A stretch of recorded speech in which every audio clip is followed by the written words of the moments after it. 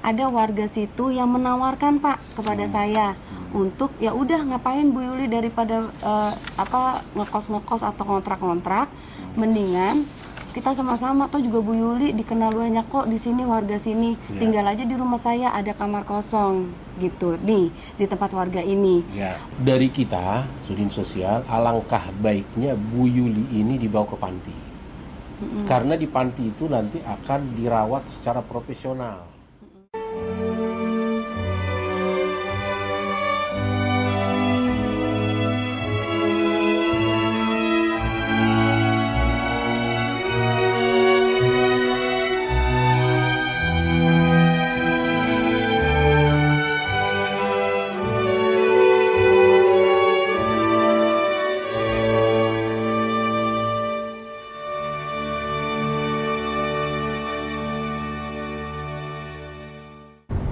Oke, assalamualaikum warahmatullahi wabarakatuh.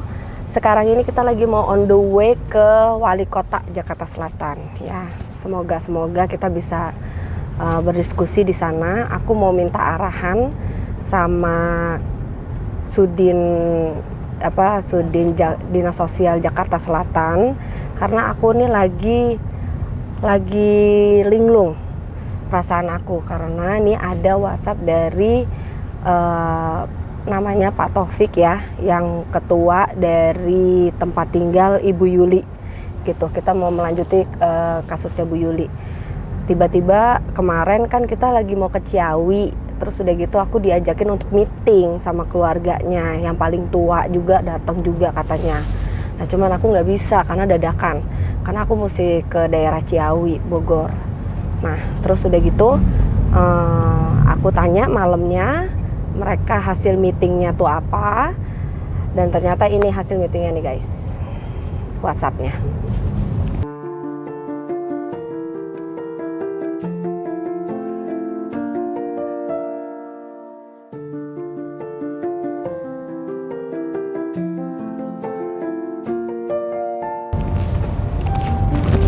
Ya jadi itu hasil meetingnya. Jadi memang diserahkan ke saya untuk Bu Yuli ini tidak bertempat tinggal lagi ya di rumah itu gitu.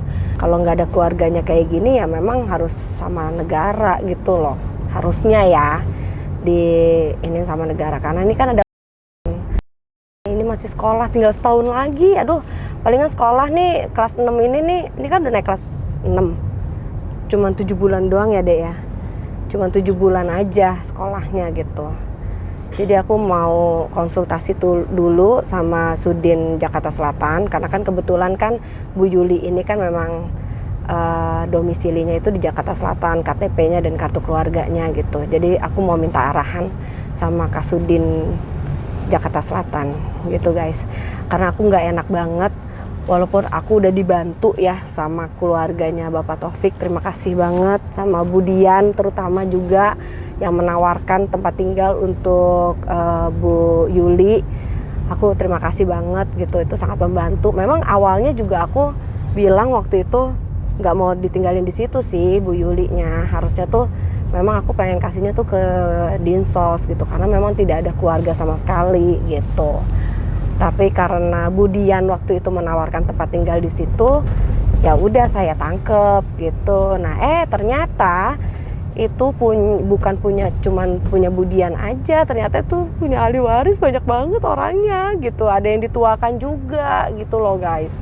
Jadinya ya udah, aku mikirnya aku merasa nggak enak banget gitu ya, dari kemarin aku kepikiran banget gitu.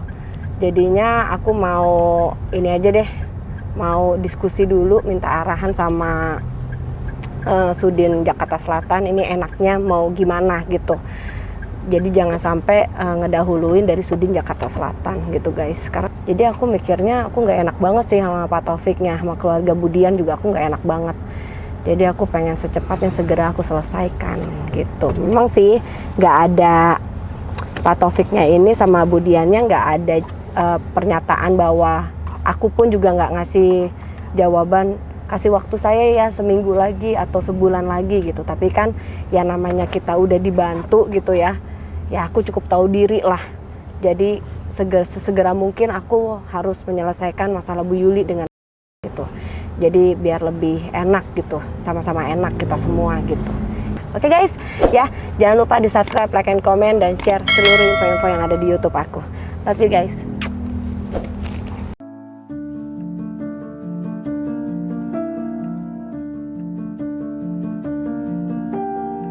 Oke guys, ini kita udah ada di Dinsos Sudin Suku Dinas Sosial Jakarta Selatan. Kita mau bahas tentang Bu Yuli nih guys. Minta arahan nih sama Sudin, sama Dinsos. Jadi biar kita nggak salah-salah. Nanti takutnya kalau kita ngambil-ngambil kita dibilangnya kita perdagangan orang, karena kita kan masih belum punya yayasan gitu guys. Jadinya kita minta arahan dulu, enaknya mau gimana. Karena aku tuh bukan yang nggak mau ngebantuin per bulannya Bu Yuli ini untuk ngekosin ya guys, karena masih banyak ODGJ lain yang mesti kita bantu gitu, karena operasional kita aja juga udah masih gede gitu kan. Jadinya kita mesti satu-satu nih kita bagi-bagi nih semua ODGJ. Kita mesti ke Ciawi kemarin, terus gitu kita mesti ke Kuningan, terus kita mesti ke Jawa Tengah gitu. Jadi masih banyak lah yang mesti kita pikirkan gitu loh. Jadi kita minta arahan sama Sudin untuk kasusnya Bu Yuli ini. Ini dengan Pak Bernard. Dengan Pak Bernard ini posisinya apa di sini Pak? Saya sebagai Kepala Suku Dinas Sosial Jakarta Selatan. Wih mantap, Kepala Sudin nih guys. Ya. Oke, jadi gimana nih Pak? Bapak tadi mau ngomong apa? Untuk Gini. kata pengantarnya dulu. Pertama, kalau berbicara ODGJ, ODMK gitu ya, orang dengan gangguan jiwa, Orang dengan masalah kejiwaan. jadi sudah salah satu menjadi tanggung jawab daripada Dinas Sosial. Kalau di selatan ya Suku Dinas Sosial Jakarta Selatan. Betul. Di masyarakat ini kalau ada keluarganya yang ODGJ, ODMK, tentu boleh melapor ke kami Suku Dinas Sosial Jakarta Selatan. Nanti kami akan datang visit. Nah, di situ juga kami akan melihat pada dasarnya apabila keluarga tidak mampu, kami akan bawa pertama berobat dulu. Kami akan bawa berobat ke Rumah Sakit Duren Sawit. Setelah itu, kalau sudah diobatin, kalau sudah dari rumah sakit mengatakan sudah stabil, kami akan tawarkan ke keluarga apakah keluarga bisa menangani kembali. Kalau tidak bisa, kami akan rujuk ke panti Laras namanya, PSBL 1, 2, 3, 4 sampai 4. Jadi ada panti kita sampai 4 khusus menangani yang ODMK, ODGJ. Nah, di sana nanti di panti itu sebenarnya bukannya tidak boleh dibisuk, boleh dibisuk. Nah, namun di panti itu nanti itu sudah akan ditangani dengan baik, dengan profesional. Ya, jadi jangan takut kalau di panti itu sudah memang sekarang dari fasilitasnya, dari kebutuhan dasarnya, sandangnya semua sudah terpenuhi. Dan di sana juga ada perawat juga, gitu kan? Ada pendamping ya Pak? Ada pendamping. Nah, kalau misalnya mereka butuh berobat, itu juga akan nanti dibawa juga berobat secara rutin. Nah, itu menjadi salah satu tugas kita. Jadi kepada masyarakat yang ada keluarganya ODGJ, ODMK, silakan lapor ke kita. Kita akan menangani. Tapi bagi keluarga juga yang sanggup menangani sendiri secara mandiri, bagi yang mampu, silakan. Itu memang sudah menjadi tanggung jawab keluarga yang kalau memang mampu. Tapi kalau tidak mampu, kami siap untuk membantu. Iya Pak. Demikian, Ibu Oki. Oke. Nah ini masalahnya ya Pak, saya ada kasus nih Pak. Jadi waktu bulan Februari itu ada yang WhatsApp saya bahwa ada ODGJ terlantar di daerah TB Simatupang Pak. Oke, wilayah saya. Kan kebetulan saya juga tinggalnya di Pasar Minggu, Ya. gitu. Terus kemudian ini namanya Bu Yuli Pak. Oke. Dulu Bu Yuli ini tinggalnya itu di Komplek AL, di seberangnya. Nah sekarang Bu Yuli ini ada di seberang sebelum Hotel Aston Pak, TB Simatupang, beserta dengan anaknya, gitu. Anaknya kelas 5 SD sekarang. Kemudian Bu Yuli ini dulu pas saya telusuri, saya background checking, saya tanya sama RT-nya, sama RW-nya gitu-gitu. Bu Yuli ini dulu sempat ranjang Pak, gitu di pinggir jalan gitu. Terus Bu Yuli ini depresi karena suaminya ini menikah kembali gitu. Jadi dia makin parah tuh Pak, makin down. Ditambah lagi anak yang ketiga udah dilahirin sama Bu Yuli, umur 5 bulan meninggal Pak. Makinlah dia ngedrop gitu, depresi, dan menjadi udah konotasinya udah ODGJ sih Pak gitu. Nah kemudian pendekatanlah dengan Bu Yuli, saya ngobrol. Awalnya Bu Yuli masih belum percaya sama saya, tapi lama-lama Bu Yuli pas saya tanya identitas, Bu Yuli mengeluarkanlah sebongkahan kartu keluarganya yang sudah dibakar oleh Bu Yuli gitu. Pas saya lihat itu ada tulisan Kelurahan Pasar Minggu dan Kecamatan Pasar Minggu. Ini nih Pak. Ya.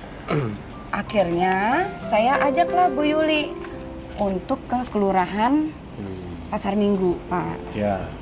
Kemudian saya pokoknya ini identitasnya, kalau saya mau bawa berobat kan wajib hukumnya Pak, mesti ada identitasnya gitu, identitas pasien. Kecuali kalau P3S atau TRC yang ngambil tanpa identitas itu bisa gitu kan. Kalau saya kan harus ada identitas ya Pak. Ya.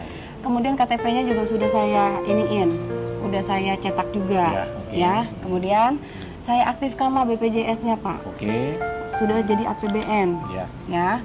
Udah akhirnya saya bawalah Bu Yuli ini ke Duren Sawit. Dan ini resume medisnya. Ya. Ada warga situ yang menawarkan Pak kepada saya untuk ya udah ngapain Bu Yuli daripada ngekos atau kontrak-kontrak, mendingan kita sama-sama. Atau juga Bu Yuli dikenal banyak kok di sini, warga sini, tinggal aja di rumah saya, ada kamar kosong gitu nih di tempat warga ini. Warga ini punya usaha itu Pak, parkiran motor gitu. Saya pikir oh ya udah, saya menerima itu karena kan saya bukan yang mengojok-ojokin ya Pak. Maksudnya tolonglah Bu Dian, tolong inilah, bantulah Bu ini. Enggak, ini ditawarkanlah saya untuk Bu Yuli ini. Terus dari gitu akhirnya aku bilang, oh boleh Bu, bilang gitu. Kalau boleh ya monggo aja silakan, kalau emang diizinkan. Tenang aja, untuk kesehatannya saya yang bertanggung jawab per bulannya.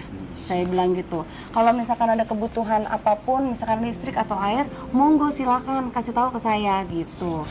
Udah tuh Pak, akhirnya sampai detik ini Pak, tim saya masih suka kalau emang jadwalnya Bu Yuli itu harus ke RSKUD Pasar Minggu, kan kita kan udah nggak ke Duren Sawit lagi ya, ke RSKUD Pasar Minggu, tepat waktu, dan obat tidak putus sama sekali sampai detik ini. Saya bertanggung jawab. Dan punya penyakit paru juga Bu Yuli ini. Nah kemudian ternyata usaha motor ini bukan hanya punya ibu tersebut, Ibu Dian ini, ternyata ini usaha keluarga gitu. Didatangkanlah waktu itu ketuanya, terus saya diajak untuk bermusyawarah gitu. Nah kemarin ini mereka ada musyawarah lagi yang lebih besar lagi dengan yang lainnya, dengan ahli warisnya, dan ternyata untuk Bu Yuli ini tinggal di situ Pak, gitu masalahnya. Saya bukannya tidak mau bantu Pak, karena uang kami juga kita akomodasi juga sendiri Pak, masih pakai uang pribadi. Terus udah gitu masih banyak ODGJ yang mesti saya bantu, dan saya edukasi semua keluarganya Pak gitu. Ada yang pengen dimasukin ke panti, saya tahan-tahan gitu. Karena itu semua saya edukasi bahwa itu harus ada obatnya dan tidak boleh putus, jamnya juga tidak boleh telat gitu. Karena kalau dikasih ke panti pun ya itu bukan solusi yang tepat, karena kasih sayang keluarga itu yang lebih penting Pak, yang saya lihat gitu loh. Nah saya nggak setuju kadang-kadang untuk keluarga itu, apalagi yang masih satu nasab itu, untuk menyerahkan keluarga ODGJ-nya ini ke panti biasanya. Kalau mau di yayasan yang berbayar, biar terlihat bertanggung jawab gitu loh Pak, maksud saya. Nah sekarang ini Bu Yuli ini tinggal sama anaknya yang nomor 2 Pak, kan yang terakhir nomor 3 ini meninggal gitu kan. Ini tidak ada indikasi ODGJ Pak, gitu. Yang pertama, anak yang pertama itu hilang, entah kemana, nggak tahu. Saya udah up di YouTube, di TikTok, saya sebarluaskan kemana-mana, tidak ada yang mengenali Ibu Yuli, gitu. Jadi disinilah nih saya minta arahan kepada Bapak, gitu Pak. Oke, baik, terima kasih Bu Oki sudah membantu pemerintah ya. Sama-sama Pak. Sudah membantu pemerintah selama ini terhadap yang ODGJ. Jadi seperti sampaikan tadi ya, kalau dari kita Sudin Sosial, alangkah baiknya Bu Yuli ini dibawa ke panti. Karena di panti itu nanti akan dirawat secara profesional. Obat seperti tadi, obat yang tidak bisa putus dan harus pemeriksaan secara rutin. Di sana nggak hanya itu, ada juga terapi-terapi lain, ada kegiatan-kegiatan lain gitu kan, yang membuat Lebih bermanfaat dan biar lebih stabil, berkreasi istilah ya. kita. Diajarin juga membuat kerajinan. Paham, gitu. Pak. Nah, jadi saya sarankan, dan kalau memang kita sepakat, kita akan bawa ke panti nih Bu Yuli. Terus kepada anaknya kami juga namanya punya panti asuhan anak. Dari umur 0 sampai 6 tahun itu panti balita ada. 6 tahun sampai 7 tahun sampai 14 itu panti asuhan anak Putra Utama 1. Ada juga panti remaja, ada 3 malah, khusus cewek, PSA PU2, PU3, panti remaja di Tebet gitu kan, ada nih. Itu. Saya pernah lihat. Di Cipayung, di Duren Sawit, sama di Utara. Iya. Itu ada. Umurnya berapa nih anaknya nih? Umurnya 14 tahun Pak. 14 tahun bisa masuk dalam remaja. Dan nanti di sana juga akan disekolahin Bu. Makanya jangan image kalau ke panti itu seakan-akan sudah seperti buangan. Enggak. Di sana itu malah Pemda DKI sekarang sudah bagus mengelola pantinya. Karena itu warga kita juga. Semua fasilitas termasuk psikolog juga nanti ada di sana gitu loh. Jadi kalau saran kami dari Sudin Sosial, alangkah bagusnya kalau Ibu Yuli ini dirawat di panti dan anaknya dirawat juga di panti anak, sehingga bisa tercover dan Bu Oki juga bisa ngurusin yang lain gitu. Nah itu saran dari kami kalau kita sepakat. Karena kita tidak bisa membiarkan juga orang seperti ini nanti Bu Yuli ini, sehingga tadi obatnya tidak teratur, akhirnya nanti dia bisa kambuh ya kan. Pak. Terus nanti makannya tidak teratur gitu kan. Terus anaknya juga akhirnya tidak ada yang rawat gitu. Pak. Jadi saran kita di sana sudah lengkap semua fasilitas ya. Karena Dinas Sosial ini sekarang berusaha untuk panti-panti itu lebih bagus. Dan kalau mau lihat dulu silakan. Mau lihat dulu. Lihat dulu bagaimana di sana, silakan. Kita akan tunjuk nanti ada 4 panti khusus yang ODMK, ODGJ gitu. Khusus perempuan ada. Gitu di Cipayung. Ya, khusus laki-laki ada gitu. Jadi saran saya kembali ke tadi, kami menyarankan kepada Ibu Yuli ini agar kita bawa ke panti. Iya Pak. Jangan berpikiran seakan-akan panti itu sudah nggak bagus. Tadi Bu Oki bilang panti berbayar, ya jangan, malah kita boleh dilihat gitu kan. Kita sudah bagus lah. Kalau Ibu mau lihat dulu silahkan itu. Nah kalau sepakat seperti itu, ya kita tinggal kapan kita bawa. Gitu. Kalau di kita itu selagi tidak keluarga yang ngambil, kita tidak akan kasih. Ya. Saya boleh jenguk nggak Pak? Nanti? Boleh. Boleh jenguk. Ibu jenguk ke sana, tanya keadaannya seperti apa, polanya seperti apa, silakan. Kita sudah terbuka. Makanya kalau di kita, kecuali Ibu Oki sebagai perwakilan keluarga mengambil kembali, itu boleh. Tapi kalau tidak ada keluarga yang bertanggung jawab dan keluarga betul yang mengambil dari itu panti, itu nggak bakalan dikasih. Itu loh. Ya guys, dengar ya. Jadi ini untuk anaknya, nanti kalau tiba-tiba menonton tayangan kami ya, anaknya yang paling besar terutama. Jadi jangan nuntut saya nih, kenapa itu mama saya sama adik saya dikasih ke dinas sosial gitu-gitu. Karena dari kemarin kemana aja gitu ya, saya nunggu loh nih anak yang pertama nih. Jadi jangan ada untuk tuntutan lagi kepada saya ya, jangan ada nih tuntutan lagi. Karena ini dari Sudinnya juga, Kepala Sudin udah menyarankan bahwa Bu Yuli ini dan ini lebih baik ditaruh di panti dinas sosial gitu. Kecuali kalau emang mau nengok, monggo banget. Silakan. Bisa DM ke aku, nanti aku arahkan, aku anterin ke pantinya gitu. Pokoknya kita nggak lepas lah sama Bu Yuli. Sampai detik ini pun bisa dicek di rumah sakit Duren Sawit dan Pasar Minggu, itu Bu Yuli masih selalu kontrol dan itu tidak pernah putus. Saya bertanggung jawab atas Bu Yuli. Obatnya selama ini ya, sebelum akan saya kasih ke panti dinas sosial gitu. Jadi ini bisa tolong disebarkan. Kalau nanti anaknya nonton, yang pertama jangan nuntut saya nih gitu. Jadi ini karena udah minta arahan nih yang terbaik gimana nih gitu. Karena anaknya udah lumayan besar Pak, yang pertama gitu. Kadang ada nih ya Pak, saya nolong ya, namanya juga berbuat baik, kadang nggak baik ya Pak ujungnya ya.